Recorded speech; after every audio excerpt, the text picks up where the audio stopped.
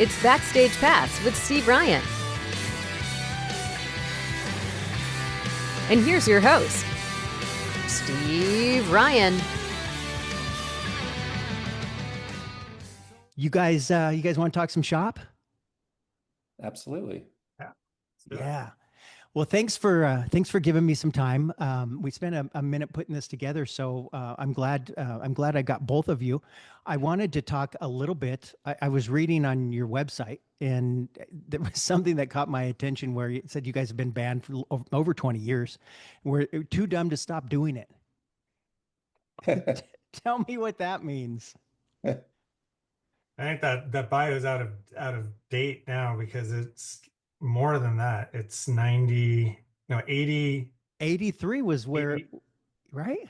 well, 89. They started 89, or 88, 88 something or like that. 89. 88 or 89, somewhere in Yeah. there. Wow. So, yeah, definitely too dumb. I mean, we're getting smarter, maybe, or slower. It happens less and less frequently now, but we still enjoy it. We went to high school together, and it's just one of those things. It's kind of like what we know how to do, and once you start doing it, you just kind of don't really ever stop doing it, right? Unless you completely hate each other and break up, and that's never been our case. Well, that was my question. I mean, most bands don't last that long, let alone, a lot of friendships don't last that long. So, what is it about this group? Because for the most part, you've been the same group. What is it about you guys and your ability to keep going together and not, not fold it up like a lot of bands? A great question. I don't know. I mean, I guess we don't have huge egos. I mean, obviously everybody has egos, but we've managed to just kind of keep things realistic throughout the ride, and we never got so big that it got like, you know, crazy. I mean, we did a lot of crazy stuff and we had a great run and a great ride, but we weren't like, I don't know. We had a couple minor kind of dust ups and a couple people left and they came back and but we've ended up just as the same core group. Yeah. So yeah, just I guess just luck and just sort of our personalities are similar enough, and we're from kind of the same place where there's a pretty chill vibe, I think. Uh, yeah. Yeah. And when you say not a lot of stuff came into our lives, that's the green stuff. Like there was never a lot of money involved in Yeah. storyline from the beginning to the height to the now part. So like it was it was barely ever an issue. Like we were always of the mind like whatever we can get, cool. Whatever, most of it goes right back into the band. Yeah. Like um no one has ever drawn any significant salary out of this thing. I mean, we still owe Universal Records over $1 million. So it's Yeah. like that all, and that's 25 years ago. So yeah, so that's You know, just I, that whole yeah, I thing. hear you. I was talking to a drummer named Tony Brock. I don't know if you're familiar with him, but he was a drummer for a band called the Babies. John Okay. Waite was in that band. And of Yeah. course, they had, million selling records, platinum records. And he told me they still haven't paid Chrysalis back to this day. They still haven't. And they sold millions. It's Yeah. it's you're kind of set up to fail a little bit, aren't you? The way the record business is. I mean, financially. I mean, yes and Yeah. no. Like, was it ridiculous? Sure. It was things like, you get the record deal and they're like, you can go to any studio you want, but you're going to pay for it. And Right. it's like, all right. And like, you have a showcase in New York. We're going to fly out from LA and come support you guys. And you're going to pay for it. And we didn't see any of that. Or like, let's send out for sandwiches or let's get a crate of bottled water. And then you get the itemized bill after the first album. You're like, I what? know. Like, I know. but we don't have to pay it back. And so it was like, sure, who cares? Let's go. Sushi Yeah. dinners, like fly out first class. I don't care because they structure it just like Titanic, the movie has never made money, right? It's still a loss on paper. So it's Yeah. Hollywood accounting and kind of everyone wins. We got to do all this cool stuff that we never would have done and we never would have paid for ourselves. And in return, we have memories. Yeah. Yeah. I get it. And We now, had a couple we had a couple radio rep guys with different philosophies. One I remember was like, you guys are paying for all this, right? Like, and every time we'd go out with him, he'd be like, you guys are paying for this, right? And we're like, okay. Like we didn't really understand what that right. meant. And then there was another guy who's like, you guys are paying for this and we're gonna get as much stuff. And he would like order, bottles of wine to go and like, it's just Yeah. like things Yeah. like that. So Hey, can we go back a little bit? I want to kind of move up into the more current stuff. But can we go back? I was spending some time listening to the Boy Meets Girl LP. I mean, that was like early 90s. And I was listening to that and it kind of hit me that there was kind of this early REM vibe going on and I don't know if I'm pegging it right and you guys might think a little bit different, but as I'm listening to it and remembering the time, 1993 and before REM was big, their early stuff, that's the vibe that I was getting like today. And your voice has those tempo changes. You know what I mean? Am I pegging that right? yeah, definitely. I mean, REM was always one of my favorite bands growing up. And Greg, I know you're an REM fan too, but yeah, I mean those chords and the a lot of suspended chords and the strumming patterns and the kind of the part C, those changes and tempos and things like that. Yeah.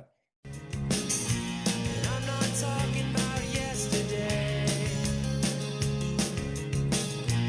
I'm not talking about sorrow.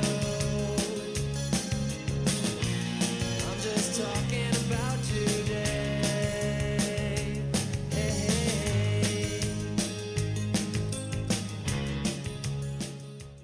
I think a lot of that's definitely influenced by REM and the Smiths. Yeah. I think Yeah. what REM was one of our first covers, right? Was Rockville Oh yeah. was like one of the first things. And we did Driver 8, remember? And Driver 8, yeah. Yeah. Well, you recorded a version of Losing My Religion later too. Oh yeah, on the cover album. Yeah. Yeah. That's right. Yeah. Oh no, I've said too much. I haven't said enough. I thought that I heard you laughing.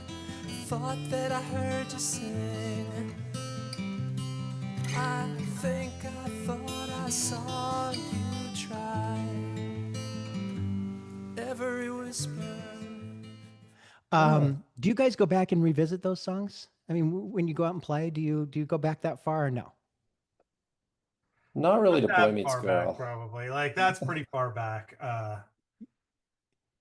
There's the one song on there that's called Marin, right? Marin's on Boy Meets Girl. Yeah. This guy walks into a little saloon and sits down. He draws the eyes of all the locals of this small town. He looks damn normal to me. Bandana on his head, Birks on his feet. He looks up and gives me a grin and says, "Hey dude, you too must be from Marin. Marin County's A-OK."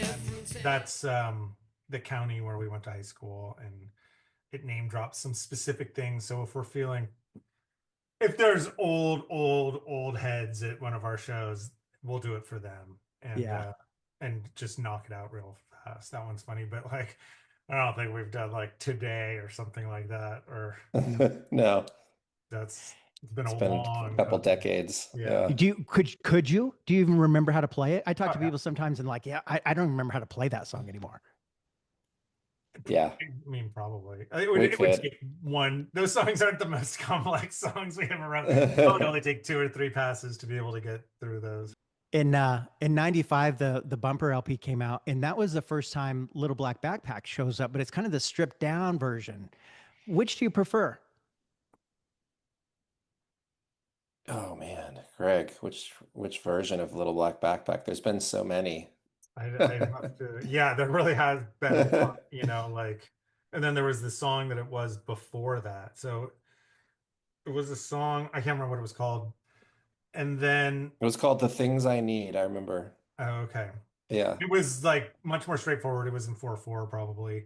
Yeah. Then it was this summer when we all reconvened, we all went to college apart, and we reconvened back here in California, and Satellite by Dave Matthews had come out. And it's not that we intentionally tried to do it, but I think we were just listening to it. That was a huge song that summer. And we just tried this 6/8 thing, and it worked. It was bizarre. The song should not work. If you pitch that song to someone, it would be like, yeah, it's going to be 6/8, and then it's going to go to 4/4, and it's going to have a falsetto chorus. And it's like, yeah, that does not sound like that hot a song. But it all worked. But finding the bridge was always really hard for us. And that version, that's the long bridge, the almost proggy like bridge, and then we try to come back to the chorus. And yeah, that's an interesting version. That's not your favorite. Version. Probably not your favorite. Yeah. Why did you decide to revisit it for Nasty Little Thoughts? Did you feel like, oh, maybe we've kind of, this is the way it should have been? Was it that or no? Well, I mean, that song was kind of the song that got us signed. And we had recorded the Bumper to Bumper album. We rented 2 ADATs and had some microphones, and we were living together in this house kind of in the woods for about a year, I think. And while we were there, we just decided to try to record the album on our own. So we had like all the equipment was set up outside of this little cottage on a porch, and it was like covered with tarps at night so it didn't get wet. And we recorded that version of Little Black Backpack then. And then we played it live a lot. We were doing a lot of kind of local touring, and it was always the song that sort of people connected with who had never really heard us. And then we'd come back and play again, and 2 months later, and they'd be like, play that Backpack song. And yeah.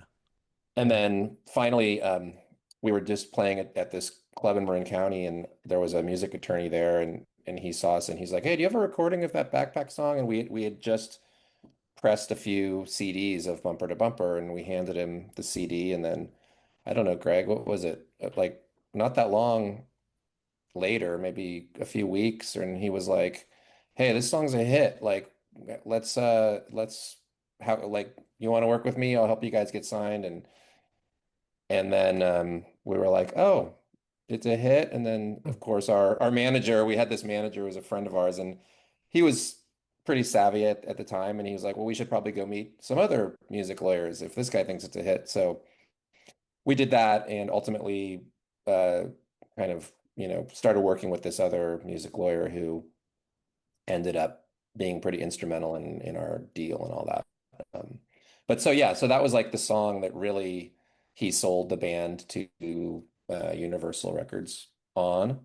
And when they came to see us, they were like, oh yeah, this is the song. And so that kind of wrote our ticket to all the things we wanted to do, including working with Jerry Harrison to produce the album. And he was like our dream producer. And so we got in with him, and he didn't change it that much, but he changed it enough. We'd gone in after the record deal, when we got our blank check, we did go in with Phil Steer, who's a producer up here in the Bay Area. And we went to Toast Studio, formerly Coast, which is a very famous old studio across the street from Guitar Center. And we went in there and just worked on the bridge. Like, that's all we did was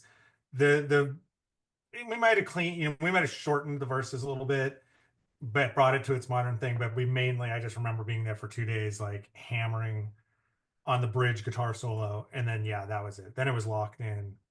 And then we went and recorded it with Jerry. And that was sort of the final version of it. So, so there's been like 4 or 5 different, iterations on that song. Yeah. And then there's some random live versions and other crap too. Yeah. It really filled out. It really, kind of got some balls. You know what I mean? Yeah. Don't wanna talk about it. I say why not? Don't wanna think about it. I say there's got to be some good reason for your little black backpack. Up smack, turn around, he's on his back and don't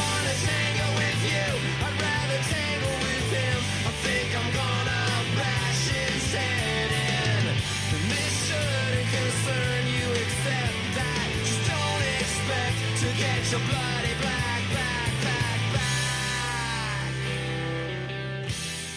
I mean, I love that track. I still listen to it. It's in my my list. Great song. Thank you. Can't Yeah. dance to it, but it's a great No, song. don't try to tap your toe Yeah. until the chorus. But that record was so great, and I mean, it's a gold record, and I mean, Letters opens up the album, I think, and I love that tune. That's a great song. Thinking about how you thought you knew me better. Looking around town and wondering how I met her. You're pulling away, pray you're making the right choice. You're pulling away, stay and listen to my voice,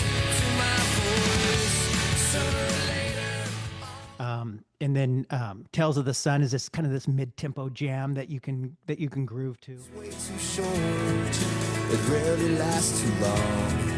I'm just finding the floor, but when I look down, it's gone. I know it's way too short, it rarely lasts too long. I'm just finding the door, but when I turn around, it's gone. Seems like today I'm looking back. Did you guys feel like you really were finding yourselves in that at that process doing that album, or where were you guys feeling like creatively at that point? Not a trick question. Absolutely.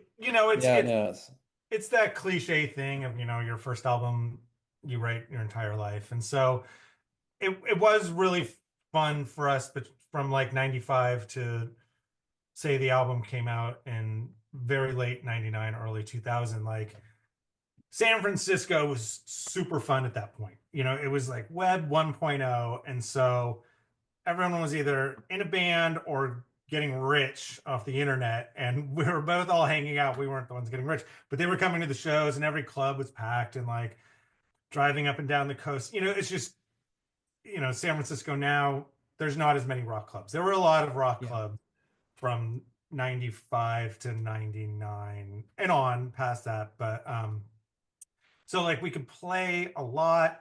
We could get really immediate feedback from our crowd. We had, like a lockout rehearsal space in the city. We go there after our day jobs, and we could just crank on writing songs all day. And like, that's, the dream of being a young dude in a band, is you just do it, and like, we worked in a liquor store, and so we'd pull the tour van up to the liquor store and fill it full of beer and drive down to LA for the weekend and play down there. And it was great. And so, yeah, the songs were just coming fun, fast. We were enjoying making them. And it was a great time. And so every song on that album's pretty good. Like, that's a nice compliment you get much later in life, is people are like, oh yeah, like that whole album's really listenable. And you're like, yeah, it is, like it's that's deep. really good to hear, as opposed to like, Backpack was great, too bad about the rest of the album. Like, no, there's a lot of skippers on there, huh? So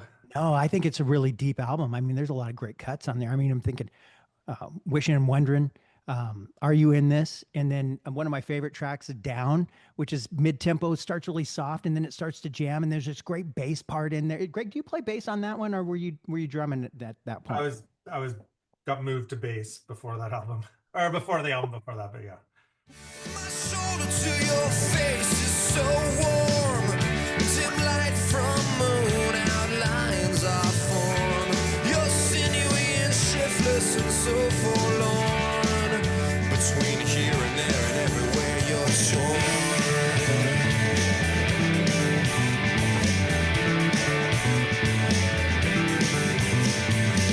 Carving out a piece for me. Man, the bass part in that is so great. Yeah, that's there's some great bass lines, and that's a Rupert Hines song, I think. Down would be, right? Or no, Down's Jerry. He produced that. No, Rupert produced we had two producers on the album, Rupert Hine, who passed away last year, and Jerry Harrison. But Rupert produced the Down track, and we did that half of the album in LA. It was fun. I love that. And then Rip It Off came out and kicked some asses on there and got picked up for the movie Jay and Silent Bob. How'd that feel? That was great. Yeah, I mean, that came about. It was a Universal movie.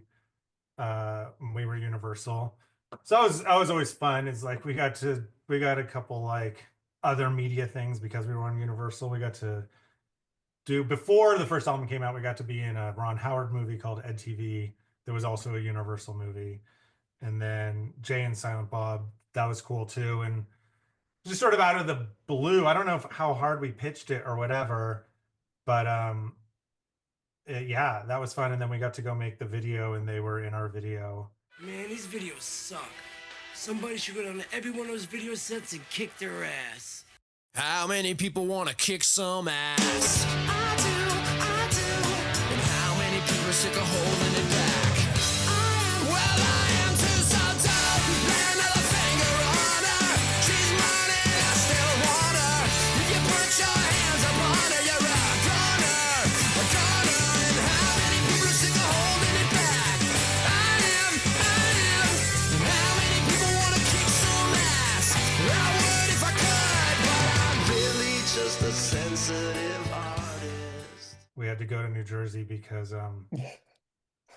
Jay couldn't leave the state because he had like a pending charge or something like that. Shock. And that was a funny one too, because the funny thing about that day was like, so there was the other song by Afro Man, Because I Got High, on that soundtrack. And so, and they were told us, you're going to be the lead single off this soundtrack, when soundtracks were huge then. And then they were hedging their bets. So they told us that. And then they also told Afro Man that. And Jay and Silent Bob were popping back and forth between video shoots, doing both videos on the same day. So like, while we were setting up another shot, they'd just take off, go film that, come back and forth. And then obviously they picked Because I Got High to be the first single, which is, a no-brainer. I mean, that song's all time. But, we got a video, we got a lot out of that. Became very popular with wrestling fans. It kind of got us a lot of wrestling fans out of that. There's a big crossover from the Jay Smith to the wrestling crew, the View universe or whatever they call it. Yeah. View Askew. Yeah. They play it also in some hockey arenas from time to time, I think. Yeah. Yeah. So it's The Rip It Off also has this naughty little ditty on it called "Do It Again" that I was listening to the other day. It's like, yeah, this is okay. Yeah, this is okay. That was. I'm not going to listen to it with my kids in the car, but yeah, probably not. That one. We're playing this private party in September, and the guy was like, "Yeah, can you guys not play that song? Because there's going to be like a lot of young kids at my party." Like, sure. Yeah. That's fine. Yeah. I don't want to leave without talking about, is it Califuego? Is that how you say it? Well, Califuego album? There's Califrio, and then there's Frio and the follow-up. Fuego. Yeah. Yeah.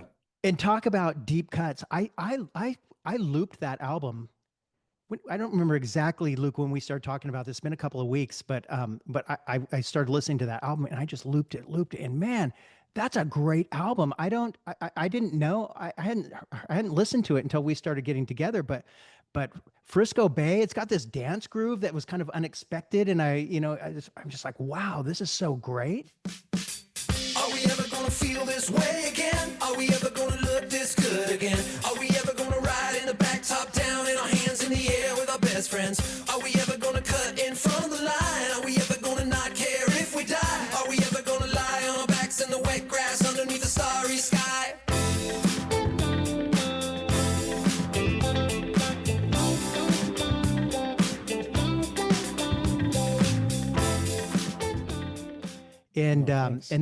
And then Lake, this up-tempo jam on there. Let's Get Down, and then Pilgrims has this little rap thing that happens. How many times have you told yourself that you're gonna change something? How many times have you told yourself that you're gonna change something? I'm learning more every day about all the things that I can bring. I'm learning more every day about all the things that I can bring. Yeah. Someday everybody's gonna know your name like everything else. It means I mean, man, what a great album. Appreciate that. Thank you. Yeah, those have all been fun, both Calafrio and Califuego. Like, we're obviously, Luke and I only live 30 minutes apart, but we're on Zoom. We couldn't get together for this. And then John, the guitar player, is a block away from Luke, and how often they see each other, who knows? So everything is separated. And then Jen's the bass player and Eric, the drummer, are down in Los Angeles. So everything's been assembled via Dropbox and Pro Tools. And so those songs are really fun because, like, Luke will, on something like Lake or Pilgrims, he has this weird guitar that has like 4 strings and this tuning no one quite understands, and he'll rip those off. Wrong use. That's an album. He'll put those into Pro Tools and then send them down south. Jens will put a part on there, then John will do guitar and everything, and then we'll come together and do finishing touches. And then we also, hire a lot of people to play on these songs. Yeah. So those songs have all gone really fast and without a lot of overthinking and a lot of individual parts and really collaborative production. Like, everyone wants to get the song done. So it's not so much about, I got to get my part in there. It's sort of like, what's the best thing for the song? And it might not even be, in the case of myself, not playing on it most of them, but the production part's been really fun. And so that's been the last 2 albums, is this really highly collaborative, dispersed process of doing it. It's really interesting. And I think I'm sure all bands are doing that now. I mean, especially after lockdown, because a lot of people figured out through lockdown, hey, we can kind of do this and this kind of works and we don't have to travel, and I'll do my stuff, you do your stuff, we'll put it all together, have somebody mix it up for us, and then we'll press it. Yeah. Because we just saw the studio that we recorded the first album on is this very famous studio in Sausalito, just north of the Golden Gate, it was formerly called The Plant. Now I don't think they can use that name for trademark reasons, but the building is back open, and it's like with an engineer and renting the room, it's $1,000 a day, which isn't crazy, but like, you have a bad day and that $1,000 is going to go real fast. And so I feel for people who have studios now, nothing can replace it. And that's what we like to do, is go in at the end to go to the studio and listen to it on good speakers with good equipment and do overdubs, maybe do vocals or acoustic guitars in a really beautiful room. But for a lot of the nuts and bolts, you don't really have to go in anymore. So what's coming up for the band this year? You guys going to do anything on the road or got some new music? What's happening? We have a couple shows. We have a show in September. We're kind of all busy this summer doing family stuff, and then we have a show in September locally, and then we have that private event back east. Other than that, I don't know. We're sort of, we want to play, but then when it comes down to actually playing, it's a lot of work, and it's just so expensive to travel now and try to get everybody together. So I don't know. Greg and John and I just did a fun little acoustic trio show opening up for the lead singer of Rusted Root, which was super fun. Matthew Glebicki, I think his name is. Michael Glebicki? Michael, sorry. Yeah.